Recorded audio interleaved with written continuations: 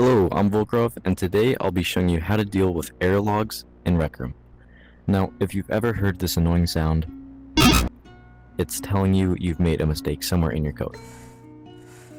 So every time you hear that alert sound, an error message can be shown in two different locations. The first one is being your maker pen. If you open up your maker pen, in the tab Logging at the bottom, this is the first location where you can see error logs. The second location to see the error messages is on the text screen. I personally like to have a text screen in a room where I have circuits just because it's an easy and fast way to look at if there's any problems when you're circuiting. To spawn in a text screen, go to the tab palette on your maker pen, hit the search bar, and type in text screen. Once you got it, spawn it in a nice location. Now once you got your text screen, we have to turn on the setting to see error logs. To do this, in your maker pen, at the tab Tools at the bottom, click on Configure, and then select your text screen. Open up your maker pen, and turn on error logs. Now once error logs is on the text screen, you'll be able to see the log messages just like on your maker pen. A little bonus thing you can also turn on is turning on Show Timestamps. You can also turn this on in your maker pen by making sure at the top the Show Timestamps button is in orange.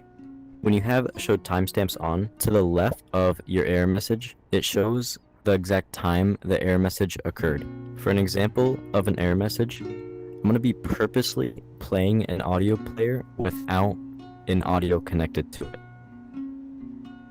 Doing this, as you can see, will have an error message be shown.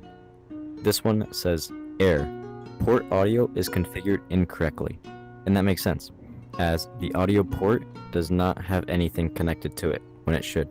Now when you get a message like this and you know there's a problem with your circuits, for some people it's really easy to find the problem. But for other people who have a ton of circuits, it can be super challenging.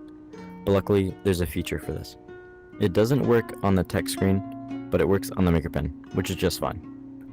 Opening the tab Logging on your maker pen again, by clicking on the error message that you want to find the problem to, a very noticeable pink outline will surround the circuit that is causing the problem. And keep in mind that if it's a circuit board, then the problem may be further inside. Now that we've gone over the main stuff, I want to give you some additional tips and tricks. The first one is clear your logging screen, so you don't get mixed up with previous alerts.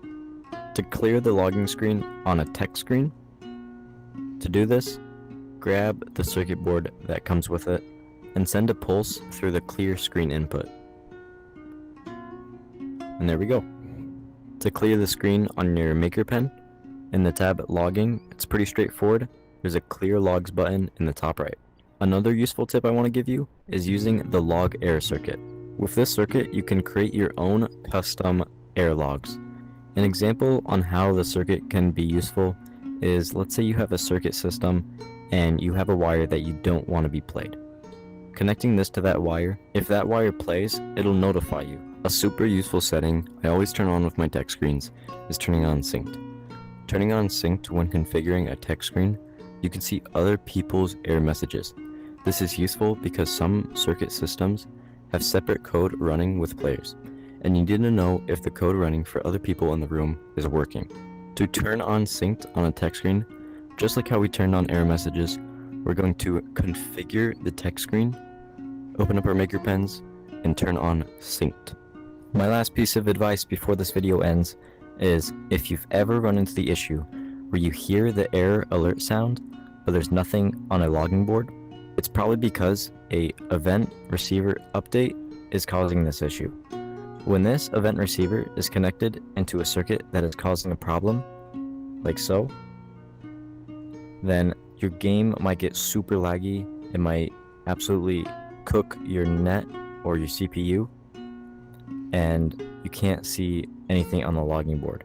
This is because this is going so incredibly fast that it doesn't show on the board.